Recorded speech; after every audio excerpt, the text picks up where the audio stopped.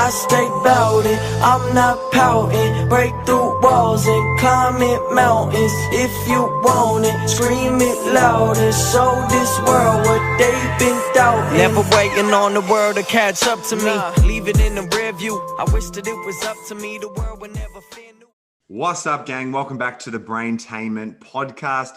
Today I'm joined by my new friend, the mastermind creator of The Fit Foodie, boasting an impressive social following of nearly 100,000, Sally O'Neill. She provides quality and useful content consistently around nutrition, which we'll focus a lot on today, lifestyle and more. She's a blogger, develops delicious, nutritious recipes, which we might get a chance to touch on as well. Author of some fantastic cookbooks, as well as a keen photographer as well, snapping imagery for cookbooks and advertorials around the world. And she's also recently launched the podcast Wellness, Fact or Fiction, which is fucking awesome, where she and her co-host discuss the intricacies around one particular food or supplement or idea to ultimately separate what is fact and what is fiction, which is really interesting, particularly given how much conflicting information there is out there today. So I'm sure everyone listening to this would relate and get some value. So be sure to check that one out. So the nutrition space is probably where I want to go with this chat, given that Sal is wildly well-versed in that field, but I feel like we could riff for hours and hours, but let's see how we go. That said, welcome to the show. Oh my gosh, thank you so much for having me. What an intro. Loved that. Makes me feel special when I'm just working away on my own and nobody pats me on the back anymore being a freelancer. So thank you, darling. Well, there's your virtual pat on the back. Yeah, you're doing an excellent job. And so we've had some good chats off air, so it's good to connect for this one and dive into some important subject matter. For sure. Thank you for having me. Absolute pleasure. So for me, I think just to kick things off and provide some context, the Fit Foodie, what's it all about? How was that born? Maybe just give us the highlights reel of how that all came about and why. Yeah, for sure. So we were actually just having a conversation off air about how a lot of people in the health and wellness space generally create something based on a negative experience, and then they kind of turn their lives around and then want to share that with everyone and help other people, which is actually really incredible. So it's turning a negative into a positive. But for me, it was more of a slow burn, and then I had an unpleasant experience. So I had a terrible diet. I used to live in the UK with this horrible accent, and then came over here about 10 years ago now. It feels like a lifetime. And I started working in a job that I wasn't particularly excited about. And while I was there, I was super bored. I had a degree in management and I was doing an admin job, basically, just to try and get sponsorship in Australia. Got sponsored, and then I had a terrible diet, and I was like, right, I need to learn to not eat microwave food, because number one, there's not a lot of it in Australia 10 years ago, funnily enough. Like, you guys are all over the good nutrition. I like it. But I just had no idea of how to cook. Like, literally, I think I was 24 and I didn't know how to boil an egg or know when chicken was cooked through. I'm not even joking. It's like super embarrassing. So my mum sent me some, I remember being in Melbourne and I went onto the street and phoned my mum outside of Coles, and I was like, Mum, there's literally no microwave meals and I can't live off cereal for the next 6 months while I'm traveling. So I need you to hit me up with some recipes. So she sent some really basic English food that I'm really in love with. And I realized that there was actually a heap of garbage in there that I didn't know I was eating. So for example, she used to put jam in bolognese because apparently it brings out the flavor of the meat. Is that the grossest thing you've ever heard? I haven't heard that one. I reckon that's an absolute fallacy she's given you there. It's 3 tablespoons of raspberry jam when you're cooking the meat. I'm like, no, Mom, that's not okay. It's gross. But yeah, so she's a fan of all things delicious and delectable. So I was carrying a fair bit of weight at the time, but didn't really care about it. Wasn't too conscious. And then obviously hitting Australia and being around Bondi, everybody's ripped and exercising all the time. And you're kind of like, oh, wow, I really need to step up my game. And so I started practicing with these recipes and taking out some of the stuff that I thought was a bit on the unhealthier side, just because I was like, well, I don't need to go and buy a jar of jam to make bolognese. That's ridiculous. Save money and be a little bit healthier. And all the stuff tasted awesome. And I started sending it back home to my mum on email. And long story short, it got to the point where 6 months down the track, I'd sent her that many emails and that many new recipes and things that I'd started creating in the health space. So I got really excited about it. And my then boyfriend who I was with said, let's just actually set up a website so that your mum can see all these things and we can log on and it never will disappear out your emails, because once you've made something, we never make it again because you can't find it in your bloody emails. What I didn't realize was it was a blog. I had absolutely no idea. I'm so not tech savvy, as we were just talking about. And yeah, he'd set it up for me. And so like I went on about 4 months later and saw that there was statistics. I didn't know you could see on like WordPress where people have looked at your webpage from and things. And saw that it actually had like a couple of thousand views and it wasn't just my mom. I'm like, oh God, this is cool. So unless your mum was aggressively just refreshing the page and just like, I need these brownies. I don't think she was overly keen. I don't even know if she actually looked in, to be quite honest. But yeah, I ended up giving it a logo, which I think then was purely delicious recipes, which was terrible. And started putting some iPhone photos on there and then sharing my journey on Instagram, because I started to lose a bit of weight. And I was like, this is cool. I'm not really trying too hard. I'm still eating all the stuff that I used to eat. But I'm dropping a few kilos. I'm walking a bit more, but nothing major. And so it went from there and my Instagram started to take off. And again, long story short, a publisher found me, of all places, on LinkedIn, because like I just feel like that's like the most underused social network ever. Contacted me on LinkedIn and said, hey, we're really interested. We want you to come and do a book. And can you come in for a meeting? I was like, I think so. Yeah, sure. And I thought, I had a look at them and it was Bauer. So they're the people who do all the like women's weekly cookbooks. Right. And I was thinking, right, okay, so they're going to get me to do a forward for a woman's weekly cookbook, and it might be like an influencer special, or I don't know, something weird. And I turned up and they had Lorna Jane's book stacked up and a couple of other cool people. And they said, oh, we actually just want to take all the recipes off your website and put them into a book. Is that cool? Of your own? And I was like, oh yeah, trying to be cool. Like, yeah, sure. Yeah, we can do that. Got home, sent them all the photos that I'd taken on, I might add, off my iPhone. And they said, oh, we just need the raw files though, so we can print them properly into a book. And I was like, I don't know what raw means. And so I literally had to go away and work. I Googled it, realized I didn't have any raw files. So for anybody who's not in the photo world, it's basically like the really large version on a DSLR camera. And it's like the highest quality photo you can get. And that's what they need to publish. And so I didn't have any of those. So I had to have another meeting and say, look, I'm going to shoot this whole thing. I've got no understanding of how to do food photography, but I'm going to learn. Give me a couple of weeks. I'm going to watch a million YouTube videos and I'll get onto it. So I did. And I did it in about 4.5 weeks. I shot the whole book again, submitted it to him, and it got published, which was super cool. I think what I like about your story is it's very much built around just exploring your passions and ideas and things you're curious and interested in. And then these opportunities have almost just unfolded off the back. Came at me. Yeah, exploring those curiosities, which is what I talk a lot about on this show. So that's what I love about your story. Yeah, it was super cool and super organic as well, because people quite often come to me and go, oh, how did you grow your following? How did you end up in the business that you do? And it's really hard. It's just me sharing my passion. So it's hard to kind of portray that to someone who might potentially not have the same passion or the same level of interest that I do. And so along the way, I got super excited about nutrition, and now I'm doing a nutrition degree. So it's a Bachelor of Science in Clinical Nutrition. But now the plan is to major. I want to do further study, and it's going to be in human behavior change. So the plan is to be a nutritionist specializing in human behavior change to help people actually implement lasting change at home, rather than just go, oh, eat more veggies and drink more water, because that's kind of pointless. Everybody knows that, you don't want to pay $120 to hear that. So I really want to add a bit more value. Well, where do you see people going wrong then? So like a lot of there's some very basic fundamentals which I think are universal across nutrition and movement and things of that nature. But as you would know, not everyone is wildly fit and healthy. So where do you think people go wrong? Is it a mindset thing? Is it a cultural norm situation? What are some of the things you've observed that make people fall short? Good question. I think there's quite a lot of influencing factors, and one of them being your upbringing and whether you celebrated with food as a child. So a lot of children on their birthday or on a Friday or whatever might get a treat, and it's generally food based. So at Christmas we celebrate with food. It's just a cultural thing. We have birthday cake on a Friday. You might get a bag of sweets because it's the end of the week, or you might have fish and chips like we used to in the UK. And I think it's just like a celebratory social thing where you have a little little treat, and it's something a bit more delicious than normal.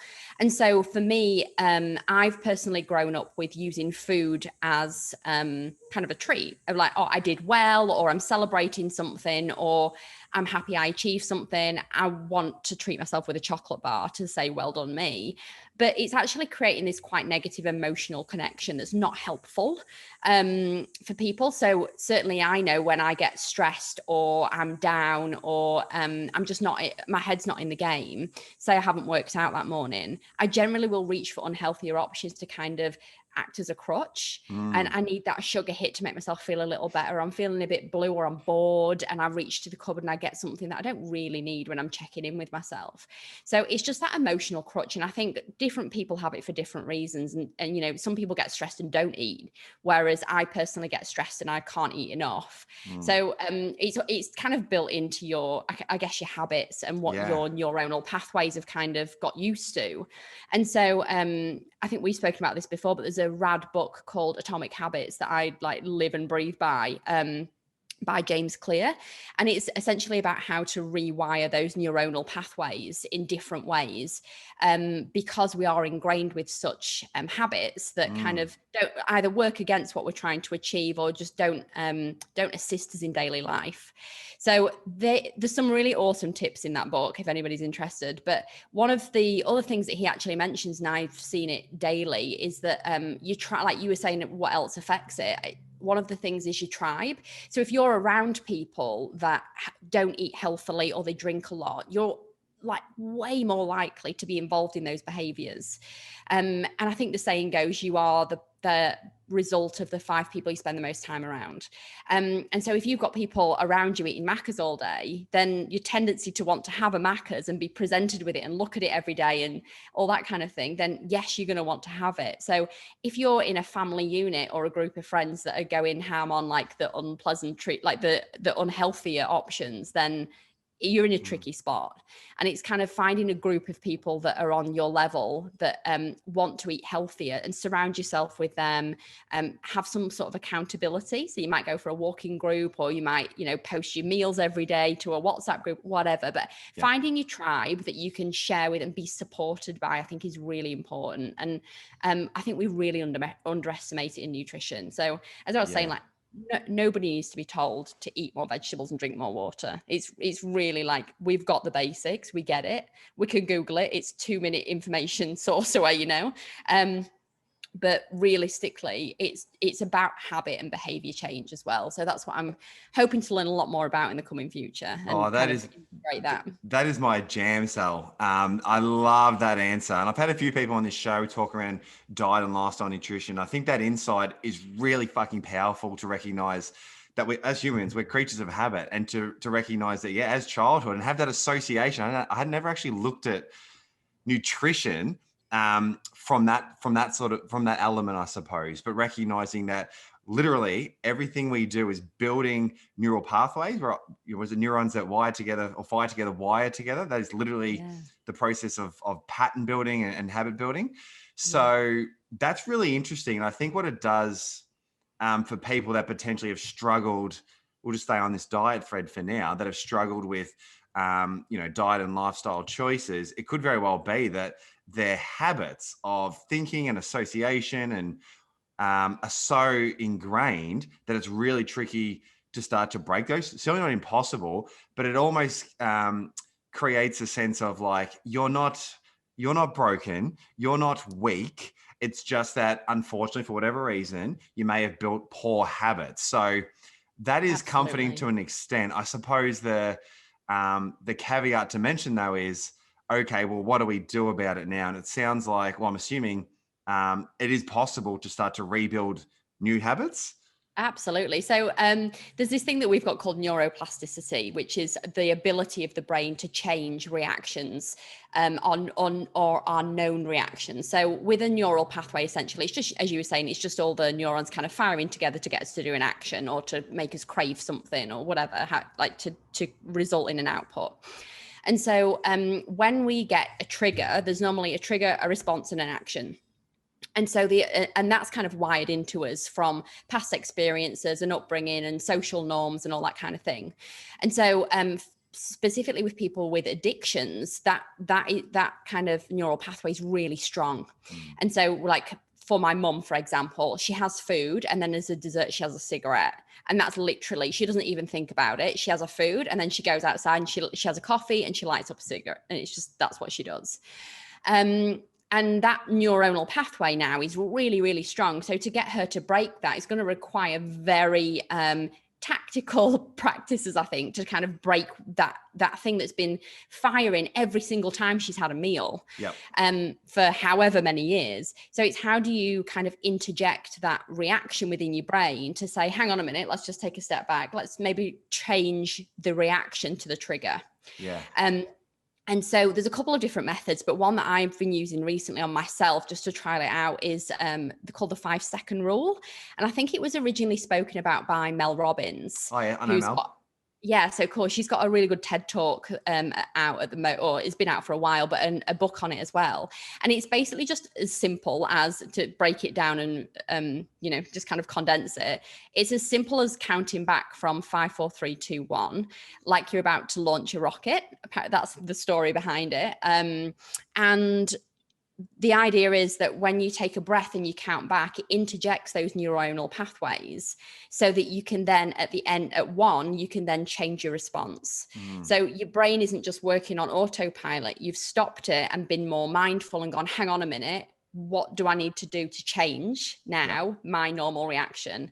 And it's free. It's a free tool. Anyone can use it. It's really simple. And I've been using it actually to get, sounds really weird, been using it to get out of bed when I'm really lazy. You know, when you like set your alarm, you're like, I could just hit snooze one more time. Like, no, I'm not going to hit snooze. I'm going to count down from 5. And on 1, I'm going to get out of bed. And it works. It's brilliant. I've got out of bed like on time for the last 5 days. So I'm like, I love this tip. But yes, anything that you do habitually, apparently you can break that cycle with that tip. And there's a lot of different things you can use. I like that sense of intentionality and being able to step in between stimulus and response. Because like you're alluding to there, I think that's half the challenge, whether it's someone who's listening or watching this, that's maybe, maybe their diet's completely fucked right now and they're just trying to go from A to B. But the same truth applies to someone who's maybe reasonably fit, but they're trying to go to that next level of optimizing their body. The same sort of challenge is they'll be faced with they're ingrained with certain habits right now. But if you can step in between that stimulus and response and have that intentionality, absolutely, that is, I think, the key. And it's so easy to, like, I know for myself, I feel like I eat reasonably well, but even still, if I'm a little bit stressed, I can find, like, I consider dark chocolate as my healthy treat. Yeah, I can polish off a whole block and a half and be like, whoops, where to go? Like, I don't know how I even did that, because it's the lack of intentionality. So I reckon if we can train ourselves to get good at that as a powerful skill set. Absolutely. And the other thing that it probably would be helpful in that circumstance, and I know a lot of people find that, like, they'll be sat in front of the TV, right, and they're eating and the whole bag of chips has gone before they've even tasted it or realized that they've got through the bag. And it's like, what just happened? That's really, like, I feel like I've just been in a third body, like, experience. But actually mindful eating, and it's probably, I feel like it's a bit of a wanky term because it's been overused, but it's basically just paying attention when you eat. And so, and not having distractions and just setting yourself up for a good meal time. So if you are going to have a snack, or say you're going to have a healthy treat, honestly tell yourself, I'm going to have this block and a half because I feel like it and I'm desperate for it and I'm stressed, but I'm literally going to taste every mouthful. And if I get through the whole block and a half, I'm not going to kick myself about it at all. Yeah. But what I am going to do is taste every bit of it, rather than in 15 minutes look back and go, hang on a minute, what just happened? And because you're not getting the enjoyment out of it, you're kind of like, well, that's a waste because I didn't even like taste it on the way down. So I used to have to, so I had, as I was just saying, when I started the blog, I actually had like an unpleasant experience kind of halfway through my journey. And that was something called orthorexia.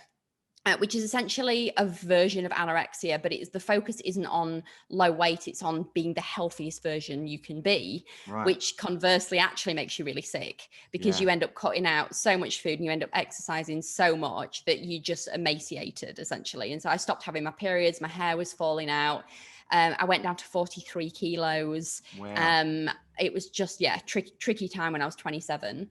And I think social media played a big part of that actually, but one of the things they told me to do as part of my therapy was, and it actually killed me because I hate mints, but they made me used to put a menthos in my mouth and I had to sit there in silence and then report back once it had been melting in my mouth for like 15 minutes, all the sensations that went on in my mouth. So, which is Wow. obviously teaching mindfulness with eating, because what I was doing was just like when I ate, I would scoff it and not pay any attention.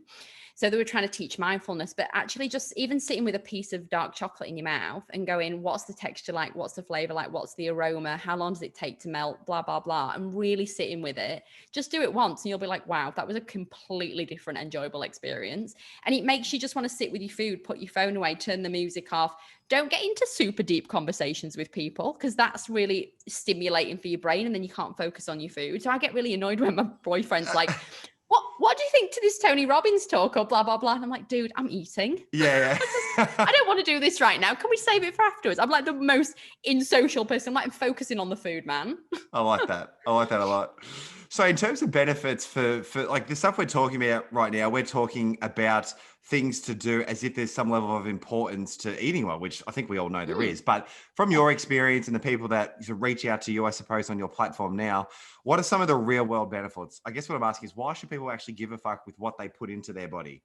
You mentioned weight loss earlier in the piece, but could you maybe expand on what you found has been beneficial from eating well and why people should just consider exploring their diet? Yeah, for sure. So mine, interestingly, mine was never about weight loss. It was just about kind of being experimental with healthier foods. And then the weight loss was a byproduct, which was very fortunate. But then I started to become overly obsessed with eating healthy food. So it can kind of, it's on a spectrum, right? You need to sit somewhere in the middle of balance. And it's so not sexy to sell, but it really is everything in balance. Like, have your dark chocolate and enjoy like a chicken salad or whatever, maybe without the dressing, but still have it. Don't deprive yourself of it, because as soon as you do, that's when you go on the binges and you have too much alcohol and like you get your kicks from somewhere else. So I've really found, and like on my journey to recovery, which took me a couple of years with therapy, I've found that it's like if I don't treat myself in some way, or have something that's potentially healthy, then you're totally ruining your health benefits from trying to eat well 90% of the time, because then you go and ruin it all by binging on something for 10% of the time. So I think keeping in mind the health benefits is super helpful when you're on a health journey, rather than the weight loss benefits and all that jazz, because it's kind of unhelpful to be concentrating on your weight and the scales. And I think it's just, like counterintuitive to what we enjoy as humans. But for me, like the health benefits that I've seen, way better sleep, according to my Fitbit app, which I feel is like pretty accurate on the whole REM sleep and all that jazz for testing quality of sleep. And I've seen like really increased energy, less brain fog, as people like to say, with just feeling like a bit confused and easily distracted and things like that. But also just feeling I'm very bubbly and energized as a human. And when I was eating a less healthy diet, I felt really sluggish. And I don't know whether it was just my digestion or, my joints weren't working in the way that it should because I had a bit of extra weight on or whatever. You're obviously more prone to injury and things if you're not looking after your bones and you're not doing some sort of like a little bit of resistant exercise. Then there's obviously a heap of health implications there. But I just felt like a different person. I feel like the real me. Now I eat healthily and I actually give my body the nutrients that it needs. So I'm living proof that I think you can literally go from one extreme to the other and neither work. And I found an awesome balance right in the middle where I just feel super healthy. My weight's stable. I eat what I want most of the time and I have a couple of treats here and there, but I don't use food to celebrate anymore. It's just like a nice treat every day where I have like a couple of squares of dark chocolate and I don't deprive myself, and that's it.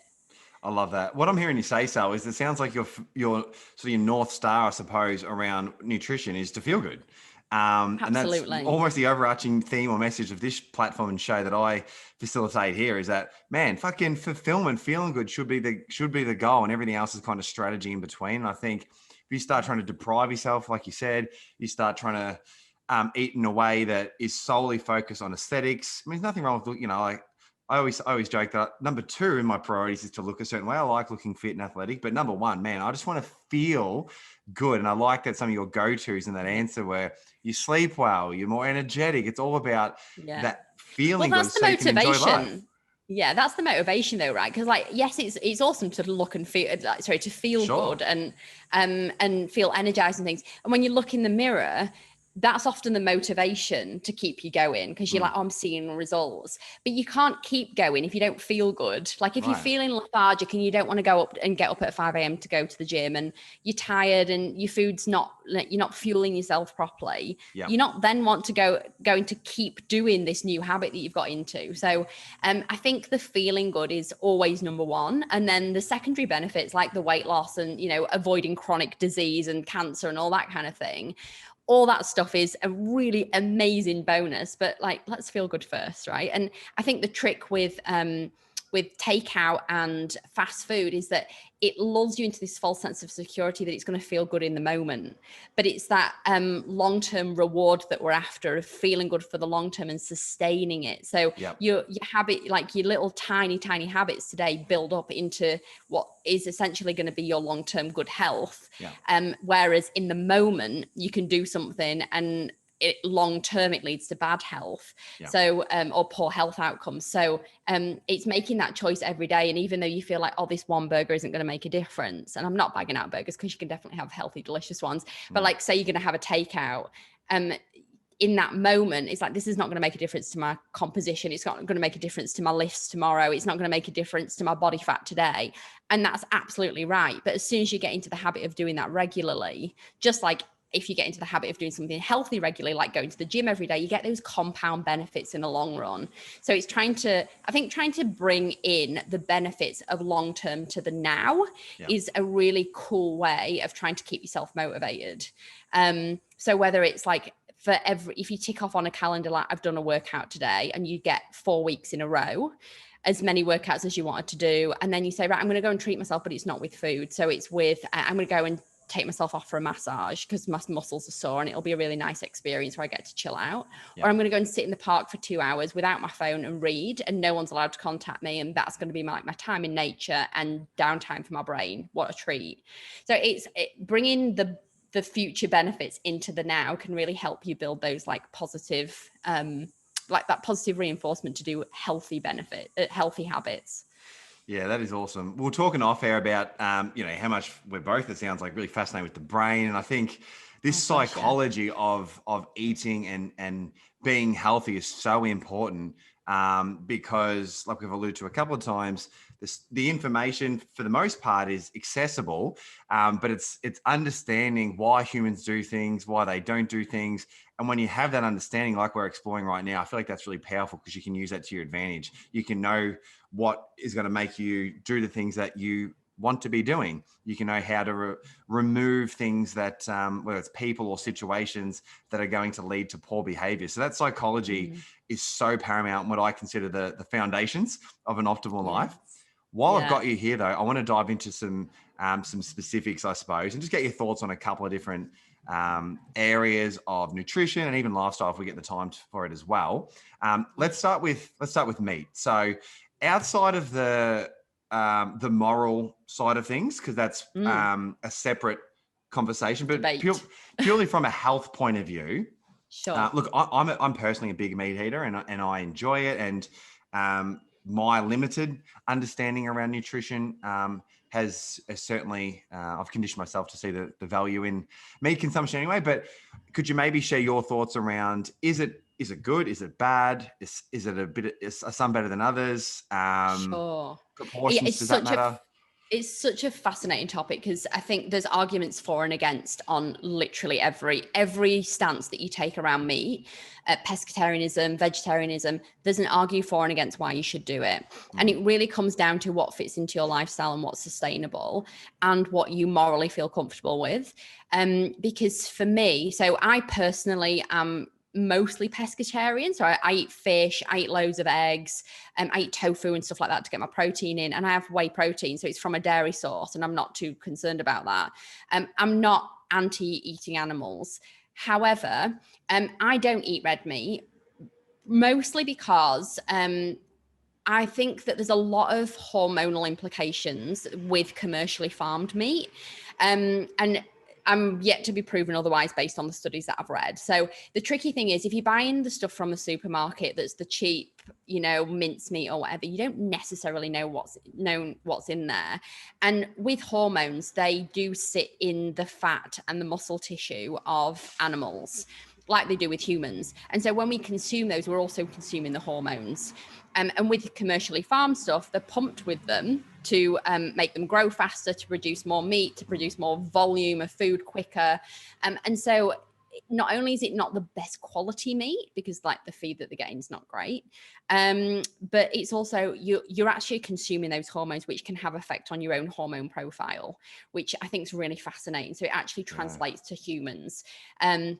And I certainly wouldn't be taking a pill with hormones in that have come through an animal that's been fed that feed. So, and I wouldn't be eating that feed. So do I want to consume it down the food chain? Not really. And because I can't test the meat myself, I don't know what I'm getting. Yeah. So really for me, from a health perspective, I kind of edge my bets and say, you know what, if I'm going to have red meat, or really meat of any kind, then I'm going to try and choose the one that's labeled hormone free and trust the labeling system, which again is bit tricky, but then also try and get stuff that's free range and organic. Just because I know that they've had access to good soil and good grass and things like that to help with the digestion, and generally they're not pumped with hormones. So the quality matters. The quality over quantity, always. And like I would go for, absolutely grass-fed, organic where possible, and just eat. I know it's expensive. That's the problem. And it puts me off as well. I'm not like rolling around in cash going, I'm going to get, the lamb shank that's been, pasture red and blah, blah, blah. But I would rather do that once a week and then eat eggs for the rest of the week, as long as they're organic eggs. Because I feel like as long as like the nutrition and the quality of the food that I'm eating is high, rather than it being like nutrition, lower in nutrition and higher in hormones that can affect me in negative ways. So there's actually a really interesting book, if people are interested to dig further into the topic, called On Eating Meat. Okay. And it was written by a guy who used to be a butcher, but he then went vegan and now eats meat again. He's got a really balanced view, and he's actually gone into abattoirs and things and had a look at how stuff is commercially produced and presents both sides. But interestingly, on the vegan debate, he argues in this particular book that nothing's actually vegan, in the sense that animals have to die in order to produce vegan food. So if they're protecting, say, the pumpkins from pests, they have to either have like pesticides or whatever, which is essentially killing insects, which is a living thing. Or if it's, crops, they have to keep kangaroos out. So they might shoot the kangaroos to keep it pest free as a kangaroo. And like birds and things, they have to put bird nets up so they don't come in and like bite, the fruit and veggies and things. So there's actually nothing that is complete, unless it's propagated in a greenhouse, which is not really done commercially.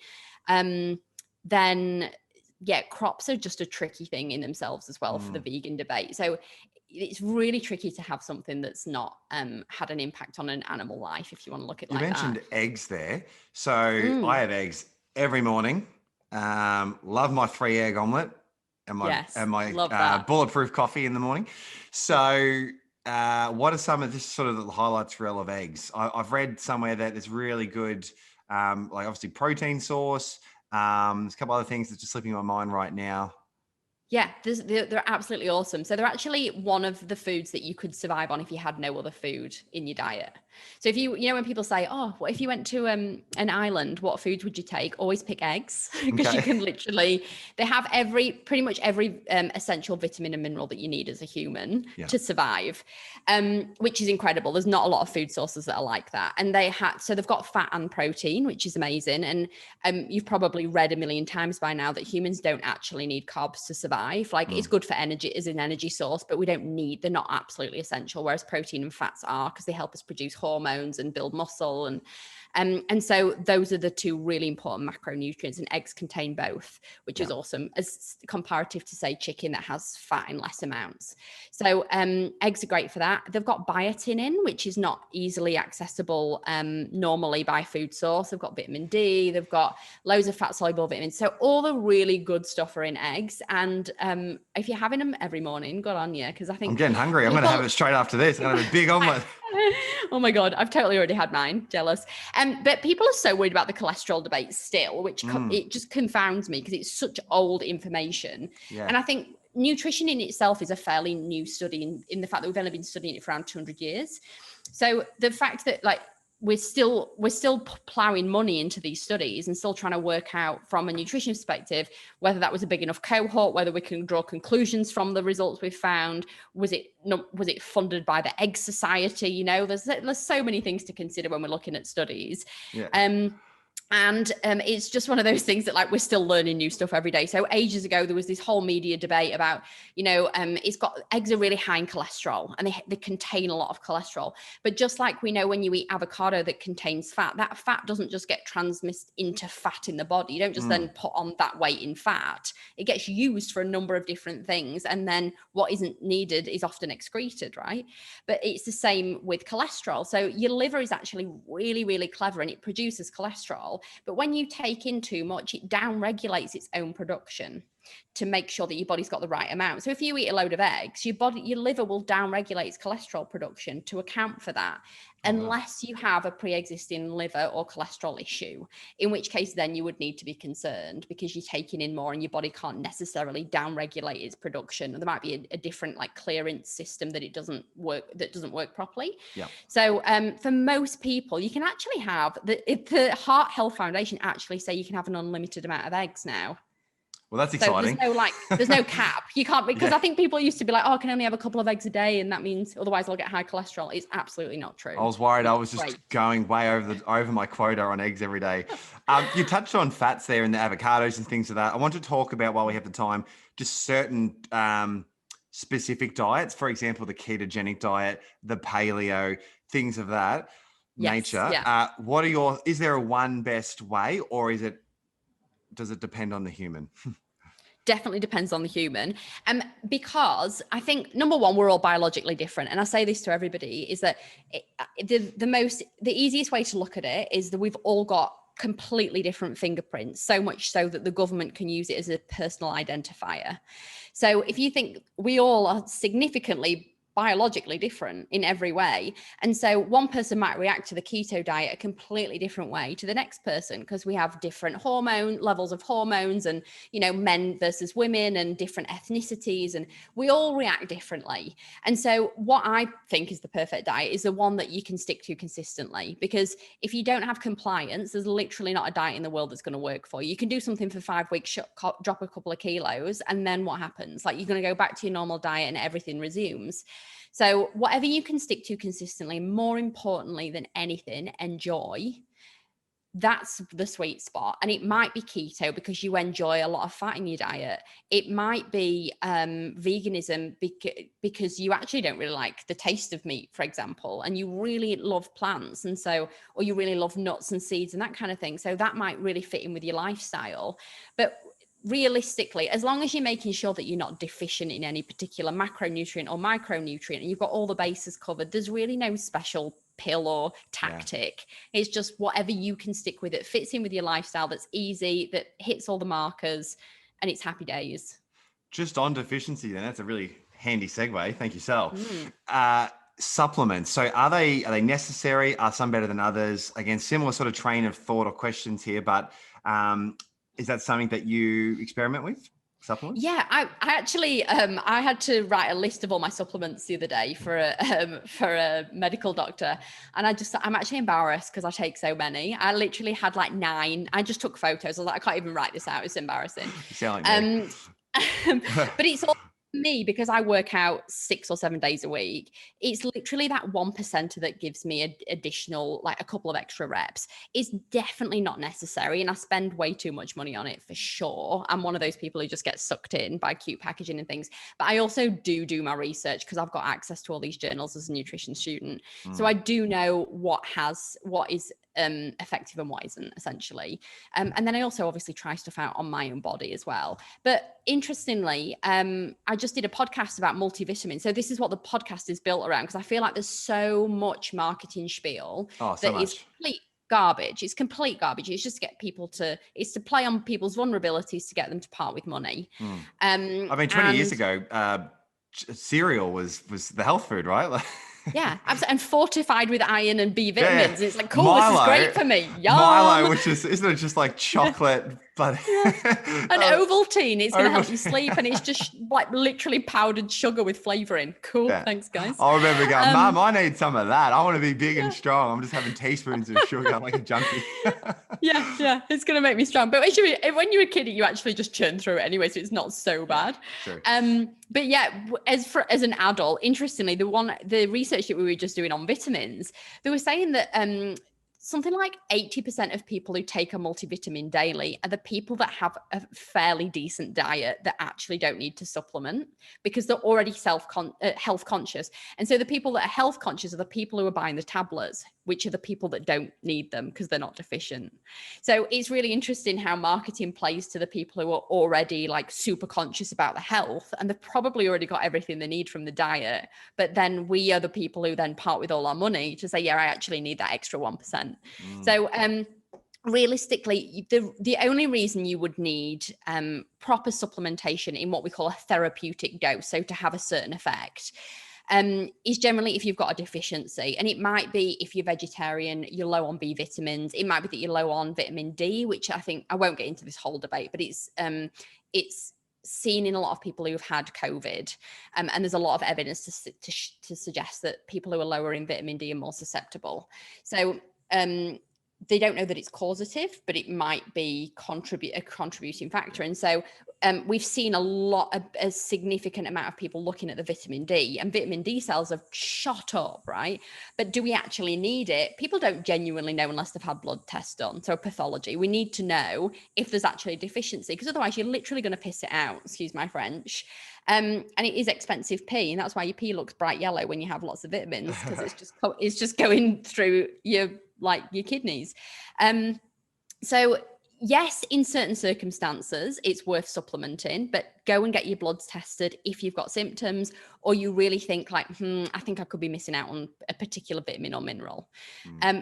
If you haven't got any symptoms, if you eat a fairly balanced diet, if you drink plenty of water, realistically, I know there's the whole issue around soil and nutrients in veg and things like that, but realistically, if you're eating a fairly balanced diet, there's actually no reason to supplement. But again, assuming you've got no health conditions or anything like that. But definitely just go and get your bloods done. Just go and ask your GP and say, I want a full blood check. I want to make sure that everything's spot on. I haven't got any, copper toxicity or whatever, heavy metals. And I just want to make sure everything's running smoothly. And 9 times out of 10, they should say yes. They have to. And then you can find out if you've got deficiency, and then you can go speak to a nutritionist and say, what's a therapeutic dose? Do I need 500 grams? Do I need 2 grams? Like, what do I need to top it up and make myself feel good? So it's about having a very tailored approach and solving potential concerns, as so much as it is about just having all the stuff to try and miraculously feel better. Is that what I'm hearing? Absolutely. Because I think we take pills as an insurance in case something's wrong. Yeah. Like 80% of the time, like we take a multivitamin in case we didn't eat enough, I don't know, like whatever that day, or we take a greens powder because we thought we might not eat enough veg or whatever. And it's this weird insurance. But if you think about how we actually, like house insurance, for example, you don't normally get a benefit unless something terrible happens. True. So, same with insurance of using vitamins. You don't normally get a benefit unless you're really, really in need of them, and then it kind of tops you up a little bit, but it's not gonna, like, in the long run, you're probably just spending more on it than I feel like you I actually have need. A greens powder, and then I'm looking at my diet, I'm like, I have like 47 broccolis a day, like 2 bloody cabbages of kale. Living life. Yeah, absolutely. I've got 2 more for you, Sal, before we wrap things up. I just wanted to explore your thoughts around fasting. It's something I've been experimenting with and getting some value from, particularly around mental clarity. Don't know actually what it's doing for my body composition or anything like that, but Sure. what's been your experience with fasting? Yeah, fasting is really interesting. Again, I did a whole podcast on this if anybody wants to hop back onto it on wellness, fact or fiction, because there's a lot of cool scientific studies out there. And I was a little bit anti fasting before I did the research, funnily enough, just because I thought it was a different way of getting to a calorie deficit, which is, results in weight loss, which is generally what the most of the population want. They want to lose a couple of kilos. They want to do it quickly. They want a magic pill. And skipping breakfast essentially does that for people because you eat less calories overall. Bish, bash, bosh. However, there is actually more depth to it than I had originally anticipated when I was studying it. And now I'm a bit more of a fan. So one of the benefits of fasting is that it actually causes cell death in weakened cells. So cells that are towards the end of the life cycle, they go through what's called like a system of apoptosis, which is essentially where they implode. They like kill the cells off when they're not useful anymore. And the weakened cells do that faster when you fast. So you then regenerate new cells and you get fresh ones that are all super active and healthy and well, and you're getting lots of those if you fast regularly. And you're clearing out all those older cells. So apparently actually with that helps with longevity and disease. That's the very basic theory of it. Now, I haven't done fasting long enough to be able to attest to that. There's not enough studies that go on for long enough to say, yes, this person lived longer because they fasted. Because I feel like it's only really starting to get a lot of eyes on it in the last 10 years or so. Yeah. So the studies just aren't there. But from a biological standpoint, there's definitely nothing wrong with it. Like there's nothing wrong with it. If you enjoy it, do it. Again, like some people just don't like having breakfast. So it's the perfect segue to go, oh, I'm actually intermittent fasting right now, guys. I'm having my bulletproof coffee and I'm not eating breakfast. And that's fine because you don't normally eat breakfast. You don't like it. Don't eat when you're not hungry. But for me, I find it really hard in the lifestyle that I have because I train first thing in the morning, and my whole habit system, if I do something called habit stacking, which is again like an idea from James Clear, but where I do something in the morning, then I tag something else onto the end of it, and then I tag something else onto the end of that, and then the cycle continues till I end up having like a 2-hour morning routine. I'm the same, don't worry. But it's something you don't think about, right? It's that neurological pathway thing of like, once it's ingrained, you just get up and you do the things. And so now I've got into a habit of meditating at a certain spot at a certain time on the way back from the gym, and then I have my coffee and then do this, that, and the other. But for me, because I've trained first thing in the morning, and that's my habit, I really struggle to then fast because I want protein within a couple of hours of training because I lift heavy. So if I'm doing like 100 kg deadlifts, I don't want to then like wait for 4 hours to like eat some protein because it then interjects with your muscle protein synthesis and you end up with a negative protein balance, blah, blah, blah, all the biology behind it. But it's basically not beneficial for me. And I don't like fasting at night because that's when I like to eat. So it really doesn't work for me. It's just one of those tricky timing things. I'm like, how do I work this into my life? If I could, I would, because I think there are some really decent health benefits based on the science that we've got at the moment. But I struggle with it just because of my training cycles. So again, it really seems like it comes back to that North Star we're talking about earlier of feeling good, and potentially there's a health benefits to a lot of things, but you can't do absolutely everything. You can't have absolutely every supplement. So it's a matter of, it sounds like, just being able to be really curious about what's going to lead to that goal of feeling good. And potentially fasting might work for you, potentially it might not, but maybe some trial and error around things that have some level of substance or some level of research to suggest that there's some positive benefits, and maybe experimenting. And then over time, being less interested in this example, fasting because Sally said so, but be more interested because there's some research behind this and I'm going to explore it. And if it works, I'm going to keep this in my routine. But if it doesn't, maybe it's not perfect for me. Because I think where people fall down a little bit when it comes to this like optimization, conversation, I suppose, is there's so many things to do. They can just try and do everything, but the reality is overwhelming. It's overwhelming. Yeah, absolutely. It's so overwhelming. And I think it's one of those things where you can just try it for, I always say 2 weeks is a good marker to try something. Yeah. So if you want to try intermittent fasting and you're going to say, look, I'm going to do it 3 mornings a week, give it at least 2 weeks before you make a decision about whether it's working. Because I think we try something once or we give it a week. We're like, oh, this is shit. I don't want to do it anymore. Yeah. I'm not getting weight loss results, or I'm not doing whatever. The scales haven't changed, but we're just so impatient. It's like, just give something at minimum 2 weeks before you start making a call on it.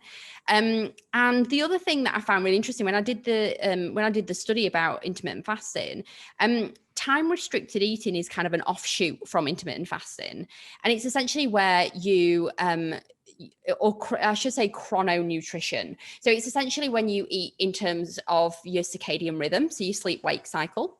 And what they're saying is that there's so many studies and benefits to having your biggest meal of the day the first time you eat, and then you taper off towards bedtime. So you have less to digest when you go to sleep, in theory, and then you have the most amount of energy when you need it the most, which makes sense because you're going to have to like use your energy through the day, and then you don't have a heavy meal at night, which is what I used to do as a kid. I used to have like a big roast dinner and potatoes and whatever when I got home from school.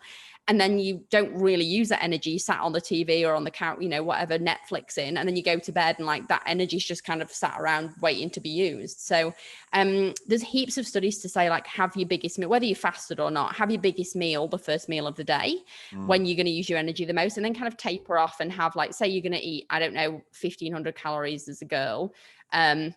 You might have like 600 calories of that in your first meal, and then you kind of taper off to say like a 300 calorie dinner, for example.